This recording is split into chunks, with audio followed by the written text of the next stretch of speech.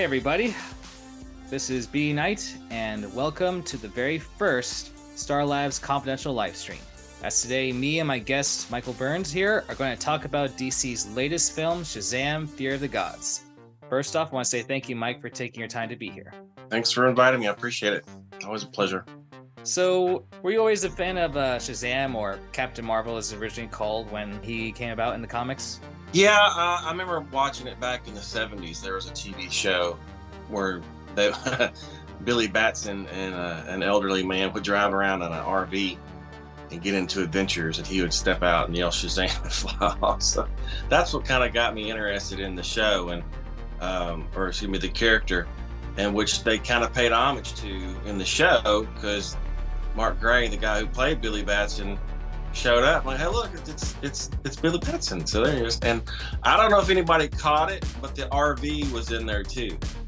So when they were in the junkyard, the RV was getting crushed by that big old demon. So I kind of thought, but I've always liked Captain Marvel, and I call him Captain Marvel because that's his original name. And I know they changed it with New 52 to Shazam, but it's Captain Marvel. I mean, it started with Wiz Comics back in the day, and it is what it is. And I know because of legalities, they can't call him that on the movies, but he's Captain Marvel. Yeah, I know what you mean. Like, it's great, and he's rather interesting as a hero. I mean, yeah, he's kind of like Superman, but he has like the best secret identity ever. Like, no one's gonna think of looking for a kid. Yeah, he's just a kid. Well, back in the day, DC tried to sue Wiz Comics because they said that he was too similar to their character, and then finally they came out and says no, he's a different guy. So they lost that battle. So when Wiz Comics went out of business, actually it was Fawcett Publications, but DC snatched him up, which was smart because come on, those two kind of pair up against each other. Even though Superman's a big Boy Scout, Shazam is actually the age of Boy Scout, and he has the mindset of a child, somewhat. In this one, I think he's 17 years old in the movie, but still, it's still a good juxtaposition with Superman and Captain Marvel, if you will. So yeah, that's one thing I liked about I want to say that animation short where you see him and Superman working together against Black Adam, because you really see the differences and similarities between the two characters. I liked that movie. That was good. I actually enjoyed it. Actually, the reason I actually dressed up as Black Adam was because of that cartoon movie. I actually enjoyed that a lot. Yeah, hopefully we get something like that for live action. Well, I don't know if they're going to do it because Dwayne Johnson said that he's not going to put the Black Adam suit, which is kind of a shame because he worked so hard to get towards that point in his career with this character, and then all this stuff happened. He just backed off. So I don't know, maybe he'll rethink the character and come back. I kind of thought they'd do something with Superman and Black Adam, and then there were supposed to be, from what I heard, was a spoiler scene where Black Adam shows up at the end of this movie of Shazam, but that didn't happen. It was just the crew from Suicide Squad. So you get what you get. That's true, but you never know. I mean, they might want to recruit someone like Shazam in case if Black Adam ever becomes a threat. I mean, who knows? I mean, and like I said at the end of the show, I know you don't want to give away spoilers, but they asked him to be in a certain group. So that's true. I liked how he pointed out how the two teams, they have almost the same name, just the last word, and trying to think of other names, and that's a good point. It is a good point. The Justice Society was around first, as we know, and then of course Justice League came around later, so it is what it is. Yeah, though that's something I never knew in the comics. Did Shazam ever be part of the Justice Society? Yeah, he was in that, if I'm not mistaken. If I'm not mistaken, I believe he was in that for temporarily. Yeah, I guess this movie they definitely went bigger and badder from the last movie. Yeah, I think they had a bigger budget. So, I mean, I enjoyed it. The costumes were different. They added more characters, more villains, if you will. The three daughters of Atlas, which weren't in the comics at all, but which gave them more liberty to do with them with what they could. that I enjoyed it. I thought it was when they pulled out the three hard hitters too. It was like Helen Murray and Lucy Liu and the little girl who played Anne. They all did a great job.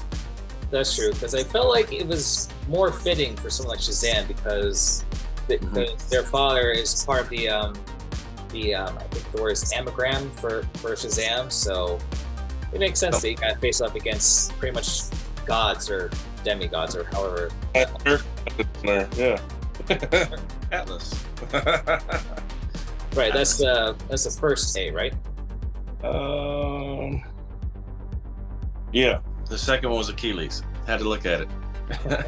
They did a great job. The CG worked great. I like the jokes. Like I said, Zachary Levi always delivers. He's funny. He's very charismatic. He's a good actor. I enjoyed the show. It was fun. It was family friendly. If I want to take my grandkids to it or my kids to it, I wouldn't worry about anything having to shield their eyes sort of thing. It's definitely not Deadpool. Yeah, it's just funny how the same guy that directed this also has directed like a few horror films. Yeah, Annabelle, which I don't know if you noticed or not, in both movies, she was in there. The little girl. When Billy broke into the pawn shop, she was on the shelf to the side. And then this one, when he was on the couch at the psychiatrist's office, you looked over in the corner, along with the Wonder Woman plushes everywhere. Annabelle was right in the middle. So there was some more Easter eggs. And in Billy's bedroom on his wall, there was a poster. I gotta say, I mean, I'm hoping we get a third movie, something to do with after I think I want to say the first or second post-credit scene they did. Yeah. Mr. Mind. Yeah, the little guy, he's trying to get to the Magic Land, to take over the Magic Land, which they did mention it in the movie. They had like a sign on the door, 7 worlds or something of magic, don't enter, and that's what he's trying to get to. Mr. Mind is, and of course, Doctor, I might say his name wrong, Shivago or Sylvia or whatever his name is, Doctor. The bad guy from the first movie, he liked that power, so him and Mr. Mind are trying to work together. So hopefully they will make a third one. I don't know, with all this James Gunn taking over the DC universe, they keep saying they're going to use some of the old characters from the DC. They call it DCEU, or I forget what they're naming it, but hopefully they'll pull those over into the new DC universe. So yeah, at first they call it just like the DCEU for like extended universe, but now under James Gunn it's just called the DCU. Yeah, something like that, which I get. I mean, I was honestly, I've said this before, I was kind of upset that they dropped Henry Cavill, but I know they have to move on. I liked Henry Cavill. I liked him being an older Superman, but they're going to make him young. So I'm like, okay, if that's the direction you want to go. Hopefully they bring back Zachary Levi. But the character who plays Billy Batson, like I said, he was 17 in this one, so he's aging up. Like the girl who played Mary in this one, she aged up, and they didn't use the other actress that they used in the first one because she's older. So she can kind of portray that character as an older hero, which she's still pretty, but still. So hopefully they bring Zachary back. I don't know how they're going to do that. We'll have to wait and see. I like Zachary. Like, so once again, he's a great guy. I've met him numerous times at cons, and he's always very jovial, very personable. And like we were at Dallas Comic-Con, and there was a line for him to sign autographs, and they were closing the doors and turning the lights out, and he didn't leave. He sat there and signed the autographs, which to me says a lot for some of these actors who'll just get up and walk away, or they don't even acknowledge you. He sat there and talked to people. He was, very emotional with them. He was a very, very personal guy. Very props to Zachary. I like Zach. Yeah, he did give off that vibe. I mean, at first when I saw him cast, I wasn't entirely sure he could do it because, for someone like Shazam, it's got to be like almost like rock size kind of a character. He's pretty big. I want to say maybe a little bit built bigger than Superman in some ways, just because it's more like, more godlike, but. Right. He has that classic sort of a barrel chest look in the comics. When they put the suit on him, I mean, obviously, Zachary's not that big.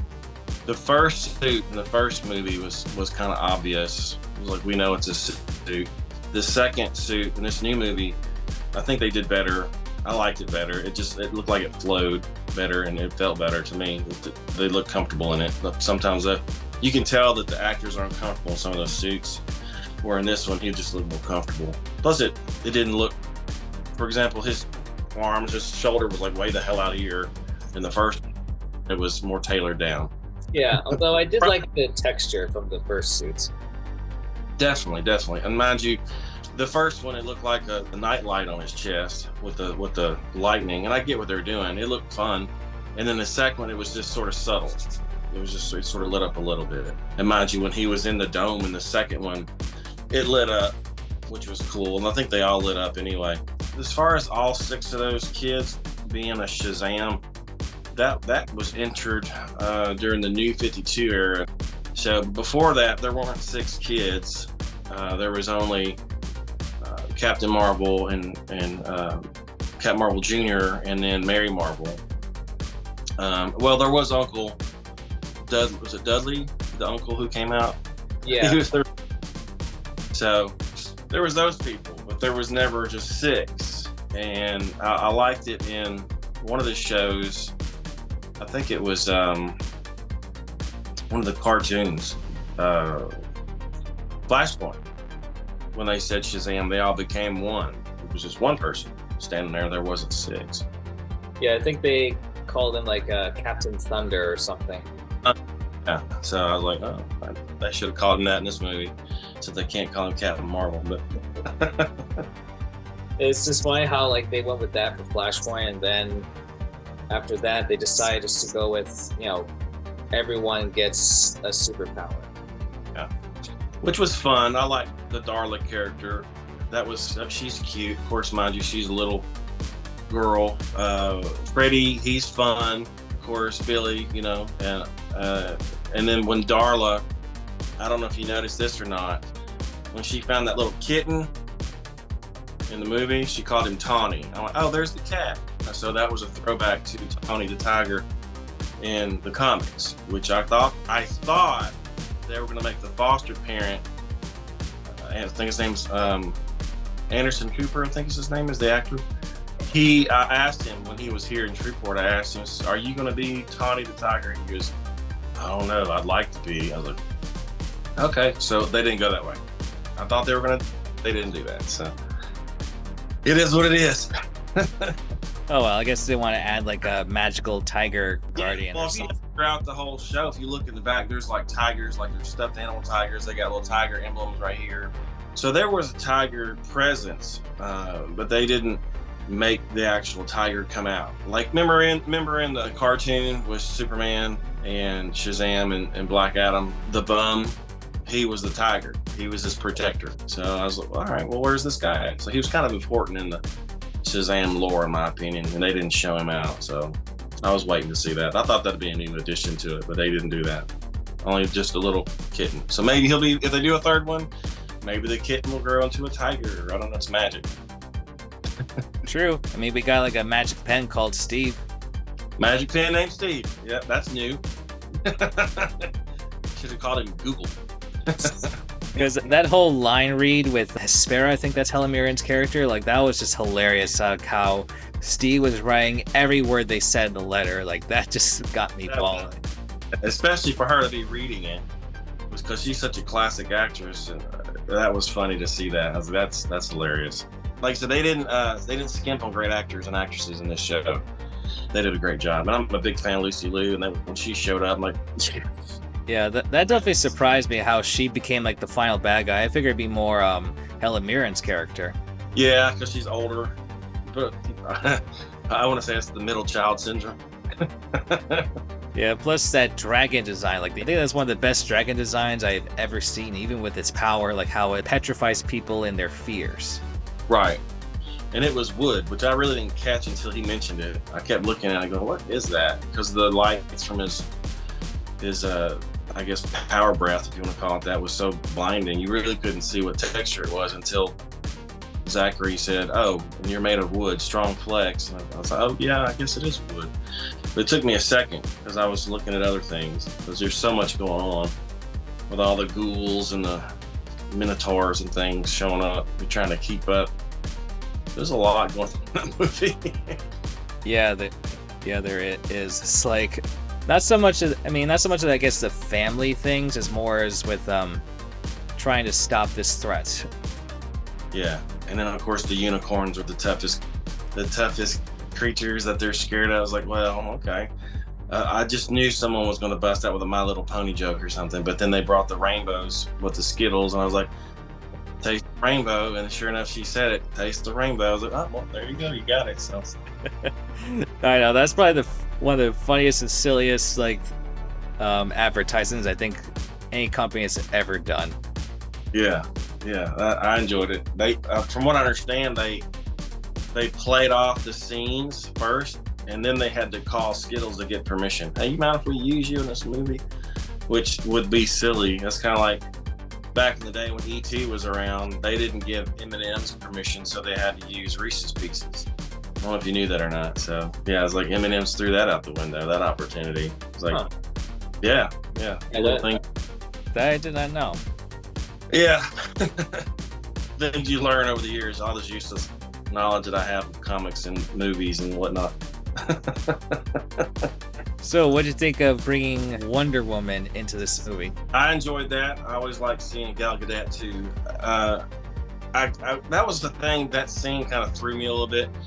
Not because of her showing up, but Billy died. I'm like, okay. And then when he came back to life, he was Shazam, Captain Marvel. I was like, oh, he transformed in the grave. Was that what happened? But I liked her presence being there. Obviously, she's a demigod. She's not a full god. She's from Zeus's heritage, if you will. But no, I liked it. I thought it was cool. Anytime they bring in because I thought they were going to bring the Justice League in. You know, from what I understand, they were supposed to come in to try to help him beat that dome down, and that didn't happen. So they cut that scene, but they still brought Gal Gadot in to resurrect him, and that was a good addition to the movie, bringing the sort of cameo, if you will, to bring Gal Gadot in. And who doesn't like to see Gal Gadot? She's a beautiful woman. And then she brings him back to life for a spark of godliness, and then he comes out of the grave. So I'm like, okay, he went in as Billy, he's come out as Captain Marvel. Okay, sure. And then of course the play with each other, because he has a fascination with her, and she's like, just stick to saving the world, kid. And I was like, yeah, well, she is 5,000 years old, so. Yeah, and Freddie also having a crush on Anne, who's like also significantly older than him. Yes, Anne she's also like a couple thousand years old, so yeah, you got to work with that age difference. Yeah, it did feel weird, like, because I feel like there's no way they're gonna kill him off like that. Like, you know, there's got to be some kind of cheesy way of him going back to life or something. Yeah, it was magic. They had access to magic, and the wizard was right there. So I'm thinking, why don't you just use your staff to bring him back to life? But they waited till Wonder Woman showed up, because she had the spark of the gods, if they will, and that brought him back. So, okay. It's always cool to hear her theme music when she shows up. Though it makes me wonder, like, with the wizard, because I thought he died or something. So, like, he did die. That's what I thought too. He died, and he went off into his little what looked like an ash form also. So I thought he died, and then they're like, oh no, he's an astral projection, but now he's real, and so that kind of threw me, because I thought he was gone, but he came back, and he was in the prison with the three sisters, and then they mentioned. The reason the staff was in the museum was because Billy, or Shazam, Captain Marvel, broke it and then threw it away because he didn't realize what he was doing. And when they threw it away, it broke 3 trash compactors in the Philadelphia dump. And that's like, oh no, that's something special. So, and then of course they go, the girls, the sisters come and get it. And then you look and there's the wizard in jail. Like, I thought he was dead. So.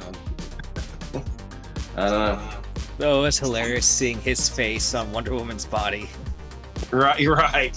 And he's seeing the wizard's face through her body. So it's all magic. Just comes back to life. Yeah, DC does the craziest things with magic. Yeah, they take liberties with magic. They do a lot of that. And of course, we know that Superman's vulnerable to magic, so that'll hurt him. So I was kind of looking forward to Shazam and Black Adam fighting with the Justice League and putting the magic here and there. But what do you do? I'm not. I mean, like, cause like Shazam, Captain Marvel, like, he's part of the whole, like, he's kind of has to go hand in hand with Black Adam. I mean, Black Adam is basically like Shazam's Venom. Yeah, exactly. Yeah, mind you, Black Adam was older. He's been around for a minute, and then he was sent away, and then the Wizard needed a new champion, and then he chose Billy Batson. And then you would think once those two came back together, Black Adam would have such animosity towards the new guy that they would, just go at it, which they do in the comics. But I'm saying they should have brought that story to the movies, but they didn't get around to it yet. That was kind of disappointing. You didn't get, because they built it up for so long. Black Adam's coming, Captain Marvel or Shazam's going to be first, and even Zachary Levi had made mention of it when he was in New Orleans Comic-Con. He made a joke. He says, "I can't wait to punch Rock in the face," and I was like, okay. So that never happened. No, just because they wanted to make it more like an anti-hero kind of vibe, which they're getting at. They wanted to make him likable, so you'd root for him. And then when the show finally came, he'd probably go a little more darker to where you'd be rooting for Shazam, Captain Marvel, instead of Black Adam, even though I like both characters. I don't know. I feel like maybe they could have done something like where maybe for a third movie or even for the second, like Black Adam appears. From what I understand, they were leading to do a combination where Black Adam was going to tussle with Superman, and then Captain Marvel was going to show up and assist. But that didn't happen. So we have to just imagine in our minds. Oh well. So for your Captain Marvel costume, like you're going with the classic, like from before New 52, right? Yes, I'm doing the Alex Ross version. I bought the suit itself from a guy named Scott Bales, who does wonderful work. He's a little thinner than me, so I'm having to lose some weight. But it's spandex. I had to alter some things, like I'll probably have to put some gussets in the side and get a new rope. And then the boots, I have to wear my own boots, and the sash. I have my own sash, and the gauntlets, the bracers. I have my own. And basically, they're interchangeable with my Black Adam costume. So that's the look I'm going for, is the Alex Ross look, because he makes all the characters look iconic. Anytime he paints or draws a character, that's, in my opinion, that's what they should look like. Yeah, Scott does a great job. Fabulous seamstress, or seamster, how do we call it? Tailor? Seamstress. Right. Yeah, plus it wasn't until New 52 when they had Shazam wear the hood. But I'm not gonna lie, when they put the hood on him, I just didn't like it. I didn't like the way it looked to me. I liked it on Black Adam because he's a more menacing character. And I don't know if they were just adding that for aesthetics, but it was a different look. And plus, in the movie, if you look, I don't believe there's a hood, but there's a second layer to his cape that sort of falls down. And in the second movie, his cape is longer. It's almost to his ankles. So they did a change on his costume in the movie. As far as me, I'm going back to the old Alex Ross standard. To me, he's from my era, if you will. He's my age. So we kind of grew up in the same time frame. So we kind of, we probably read the same comics growing up, and we probably watched the same TV shows. So when he goes to create his artwork, that's what he reflects on, are those images, and he puts it out there, and that's exactly what I like. He produces. He does a great job. So hopefully when I'm all said and done with it, and I lose about 30 more pounds and shave my face, I'll fit into the costume, I'll show it off, and we'll probably do some more pictures with doing some Kingdom Come props where I'll probably stand there like this with a picture of Captain Marvel doing this, with Kingdom Come Superman doing that, like that. I'll have to do like costume changes. So Nice. And they mentioned it in some, I think it was in the actual movie Elvis. Elvis was a big fan of Captain Marvel Jr. If you looked at his TCB, Take Care of Business emblem, it has a lightning bolt. So Elvis was a huge nerd too. Nice. If you noticed at the end of the movie, they played that Elvis song. You mean during the credits or like the ending scene? The credits. Yeah, they played Elvis. So I'm glad that we got these movies, Shazam, because like Zachary Levi definitely knows how to play a comedic hero with some serious moments, and it was interesting with the types of enemies that he was pit up against. He got like the 7 deadly sins, then faced up against actual gods and dragons. It's like, yeah, and of course the sisters came into play. But no, I as far as the movies go that they've been putting out recently, I mean, I'm just a fan of it all, because back in the 70s and the 80s, I say the 80s, the 70s, we didn't have the kind of movies that we have now. Back then, we had The Incredible Hulk, but it was on TV, and it was Lou Ferrigno painted up, which, mind you, I love that show. But you didn't have CG back then, so it was just a dude in a big bodybuilder. And then as far as Captain America, he was on a little motorcycle with his helmet, and I think he had like a clear shield, if I'm not mistaken. And then we had George Reeves back in the day as Superman, which I loved, and I would sit and watch in my brother's room. We had like one little TV in my brother's room that we could watch TV to keep us quiet, and we had that. And of course, in the 66 era, we had Batman. Fast forward to 78, where the Superman movie came out, which was like, holy crap, this is astonishing. And then fast forward to now, where there's so much going on, they'll do CG mixed with real life, and it all comes together, and you can make the plot line and the storyline expand. And it's just amazing what they can do these days with these movies. You'll watch it, and it's very entertaining. As long as the storyline's on plot, it's entertaining. Yeah, I definitely enjoy them too. And yes, sometimes I feel like the CGI, it definitely helps, and I don't mind the practical effects, because I think for the first Aquaman film, almost every sea creature that was human-like, that wasn't CG. That was all prosthetic makeup and stuff. Yeah, I like it when they do practical filming. I do like that. It just makes it more real, if you will. I like that. When they add the CG, it adds to it. Sometimes if they do too much CG, it takes away from it, because you'll watch, you go, oh, that's fake. Which, come on, you're watching a superhero movie. We all know there's no God of Thunder holding a hammer.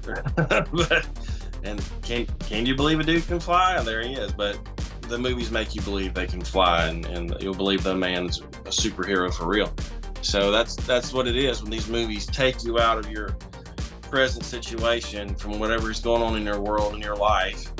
You can escape to watch these shows, and you're in it, and you're there, and you fall in love with these people and these characters, and that's what these shows are about, is making you sort of escape a little and enjoy it. Hopefully you get some morals out of it too. That's why I like Superman so much, because he's got great morals.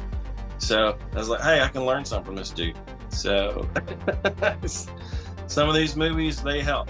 I liked it. I was like watching the movies and sort of getting a sort of a life lesson. It's kind of like the G.I. Joe, the more you know kind of thing.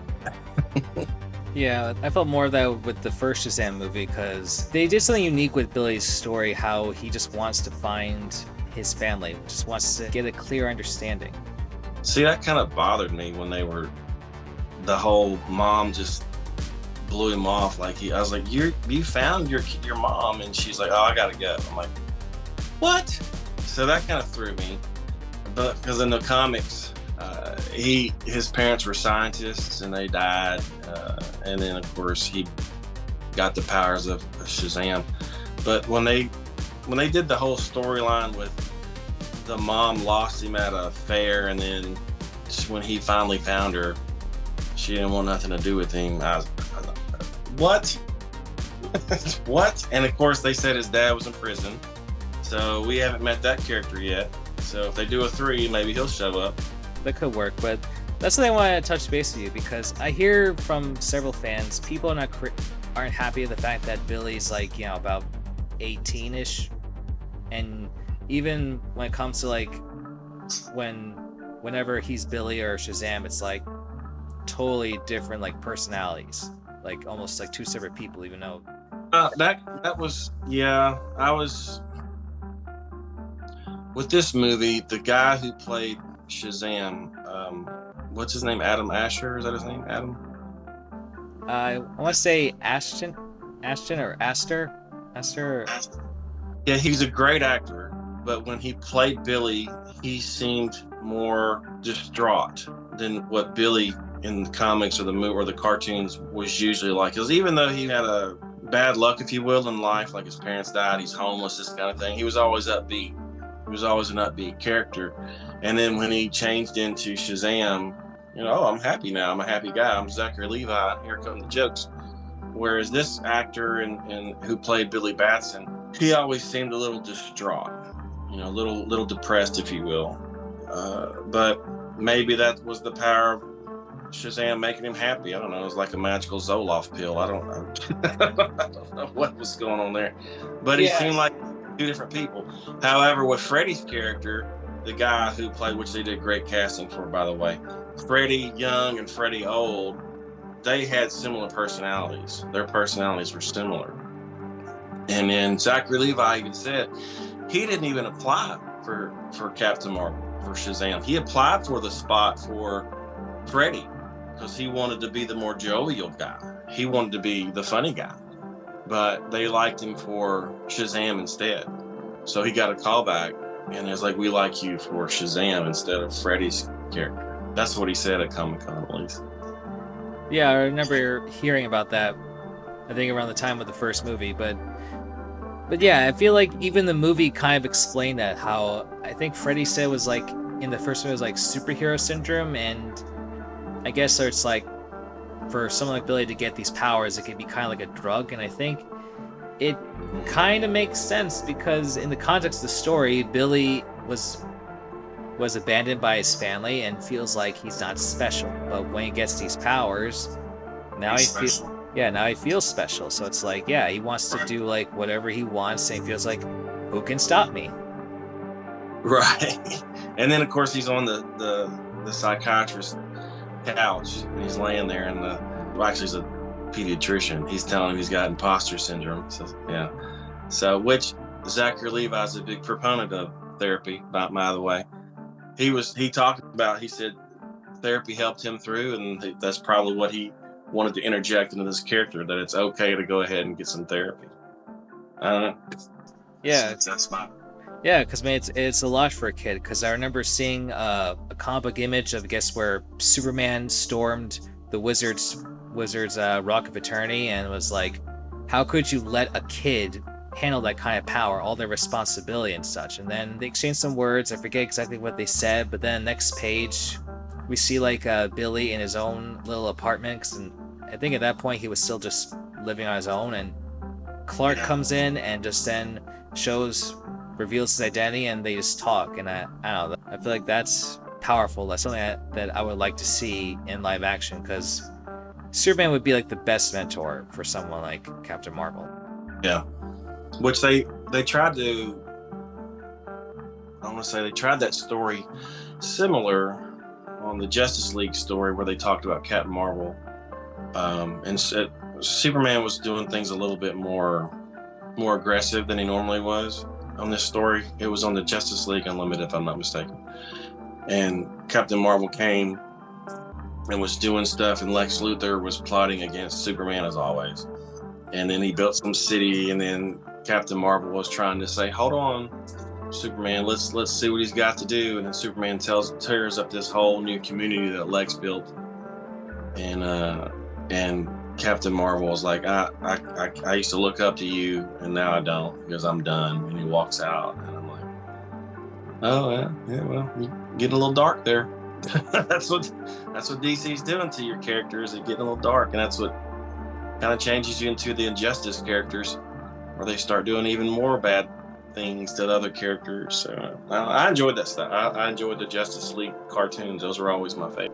Yeah, I agree. And what's funny was in that episode, like, I spoke with one of the directors for that series. They were only allowed to use Captain Marvel only once. For some reason they couldn't use him for anything more than just one episode. That one shot. Wow, I didn't know that. That's crazy. And yeah, and that basically they showed him joining and leaving.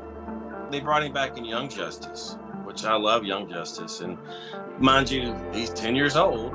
And there he is with the Teen Titans, if you will, Young Justice. So he kind of fit the mold. They're like, why is he here? I'm like, well, he's 10 years old, or 12, or however old. So I didn't know that he could only do a one shot for Justice League. No, that's saying something right there. Yeah, I think around that time, like, there was a lot of complications, I guess, with utilizing certain characters. But I think by the time of Young Justice, there wasn't that much issue anymore. See, and I understand the legalities of it, but it still pisses me off as a fan that you let that interrupt with the storyline. For example, we're still calling him Shazam when really the Wizard Shazam, his real name's Captain Marvel.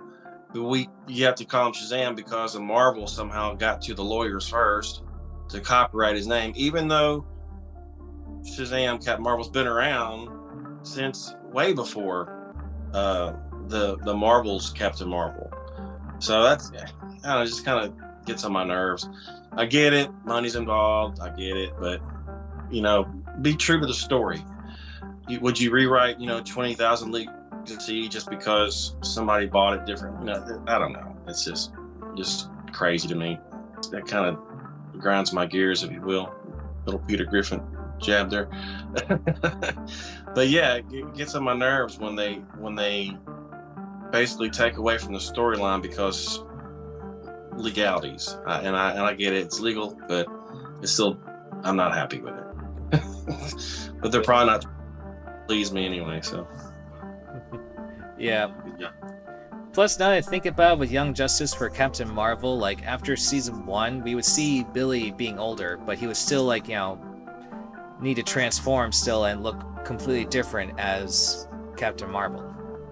Right. Yeah, and the way they drew him on Young Justice, he was thicker. I liked it. He was a thick kid. He wasn't, I say kid, he was a thick man. But I liked the way they portrayed him on that one. That look is similar to the Kingdom Come Shazam or Captain Marvel. So yeah. Yeah, it definitely gave me that vibe and such. I would say, like, maybe for a third film, like, they could still probably have Asher Angel. Like, if they make a third movie by the time he's like 25 years old, I feel like Zachary Levi could still do it, because it's like when he transforms, it's like he becomes like a godlike form. It's like a magic version of Captain America, where like you transform into like pretty much at your peak condition. Right. True. But how old is Zachary Levi going to be then? Right. Well, I don't know. That's why I feel like maybe he can still transform, just like, Zachary Levi would just be like a bigger version of him or something. I mean, everybody ages up. Unfortunately, we get older. So it's how old is Zachary? He's not in his 50s, is he? He's probably in his late 40s. So he's. Yeah, I was gonna say, like, because I know for the second movie, his hair was definitely not quite as black as in the first movie. So I say, yeah, he's 42 years old. So wow, yeah, he's actually a little older than Henry Cavill. Yeah, I mean, but if they want to play the character till you're 70, who cares? Who cares? How old was George Reeves when he was playing Superman? I mean, he looked old too. So I say old, he looked elder. Well, he didn't look like he was feeble, but he definitely had a mature look to him. So if they want to play him to their old, who cares? I'd watch him. I'd watch him. I like him. Thinking back though, like, if around when I was a kid, like if I had to choose an actor for something like Captain Marvel, I'd probably pick like Patrick Warburton. Oh yeah. Funny you should say that. Look up Patrick Warburton as Superman. See who shows up. Oh yeah, I think I know what you're talking about, because like there is all those like Seinfeld commercials with where like you see Jerry talking with Superman. Like yeah, that I always remember those. When you type in Patrick Warburton as Superman, I show up. Wow, yep, I see an image of you wearing the costume with the arms crossed. Yeah.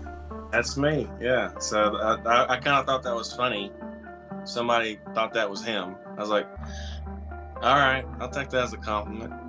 I like Patrick Warburton. But like you said, back to Captain Marvel, his is perfect. He's a kid. You wouldn't even notice he was. Who was that? That's Captain Marvel. No, that's a kid. And only Batman knew that he was in the comic or in the cartoon. He was the only one that knew that he was Billy. I knew. Okay, Batman. Yeah, he definitely told Wonder Woman off when she was saying the whole like a Lyle mission is still a lie. But I mean, like, it's his to tell if he wants to or not. Like, not every hero is, just hero all the time. Right. Yeah, he's a fun character. He's, like you said, I want to say I don't know if you remember, there's a character, it wasn't Hyperion, it was another one, Prime, I think is Prime, who had the similar concept that they kind of pulled from Captain Marvel, where it was a boy and then he changed into this huge dude, and he was out fighting crime.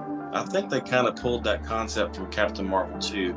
I believe that was a McFarlane, an Image book, like one from the Image comics back in the 90s, I think. So yeah, these people who try to bring out their characters, they'll pull from the classic characters. I mean, that's why they were thinking that Captain Marvel was pulled from Superman when obviously he wasn't. I mean, they were similar, but people still pull from Captain Marvel to make their character. So. Yeah, and I think one of the directors that I interviewed, he's a big Captain Marvel fan as well. Like, it's been pointed out that sometimes like some of the things that Superman has was pulled from Captain Marvel comics as well. So like it kind of goes in hand in hand together. Yeah, but Superman was first. I mean, honestly, I would say if there was anything Shazam was taking from Superman was probably just the look and haircut. But back then almost every hero had black hair. Yeah, the concept of someone flying around,